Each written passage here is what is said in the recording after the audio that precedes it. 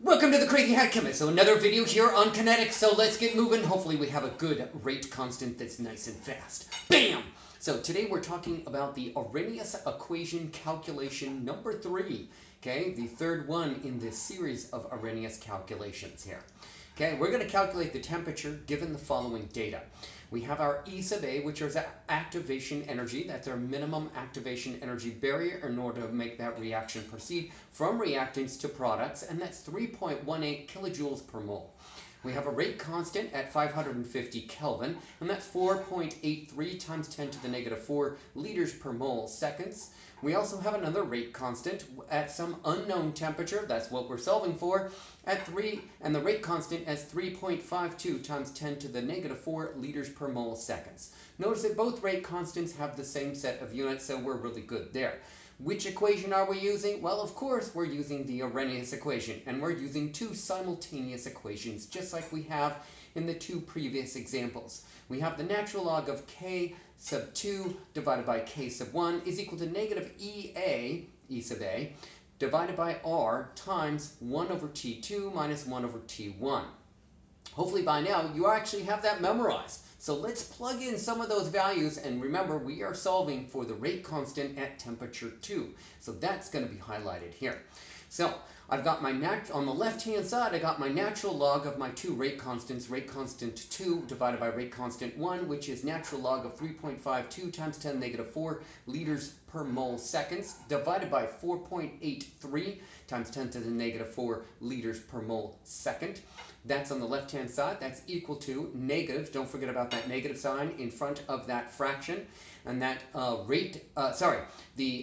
activation energy barrier, the E sub A, is 3.18 kilojoules per mole, divided by the R, which is the gas constant, at 8.3145 times 10 to the negative 3 kilojoules per Kelvin mole, times 1 over T2, that highlighted yellow 1 over T2, the T2 is what we're solving for, minus 1 over 550 Kelvin.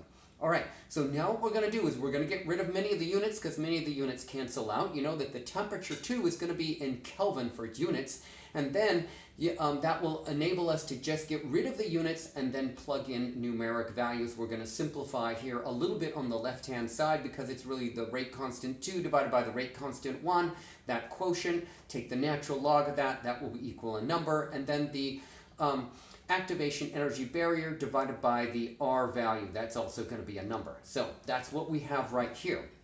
So on the left hand side I got negative 0.316 is equal to, on the right hand side I got negative 382 times 1 over T2 minus 1 over 550. So I'm going to move that negative 382 over to the left hand side with division, okay, and that will simplify this just one more step, getting closer to the answer. So that left hand side is 8.27 times 10 to the negative 4. That's equal to 1 over T2 minus 1 over 550 Kelvin.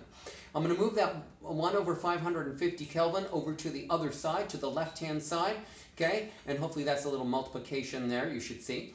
Okay, and then that's what I get on that one right there. And then what I've done, sorry, that's an addition problem. I apologize, that's an addition problem. Then what I have on the left-hand side is 2.65 times 10 to the negative 3 is equal to 1 over T2. Okay, in order to solve for T2, I'm going to take the reciprocal of both sides, and then that will give me my answer. I'm going to put my units back in there, and my answer for the temperature 2 is 387 Kelvin. So that is the temperature at the second rate constant. Hopefully that worked out well for you. I want to remind you that there are essentially three things that we can solve for using this simultaneous equation. Okay, we can solve for the rate constant, we can solve for the activation energy barrier, and we can solve for a temperature. And it doesn't matter which rate constant, either it's 1 or 2, or either the temperature is 1 or 2, the activation energy barrier is just that's what it is. The R value is always the gas constant, and you're never going to be solving for that. So using these simultaneous equations of the Arrhenius equation, we should be able to solve for any one of those three components, the rate constant, the activation energy barrier, or the temperature, any one of those three. I've solved for all of them here for you in the Arrhenius calculations 1, 2, and 3. Okay, so I got another hat here for you, and here we go. It's maybe this is the season, maybe it's not. Give me a thumbs up if you like that video. Subscribe to my YouTube channel. Pass on my YouTube channel to all your friends. Look for some merchandise pretty soon. I can't wait for some t-shirts, some hats, and maybe even some stickers. Bye for now. See you later. Bye now.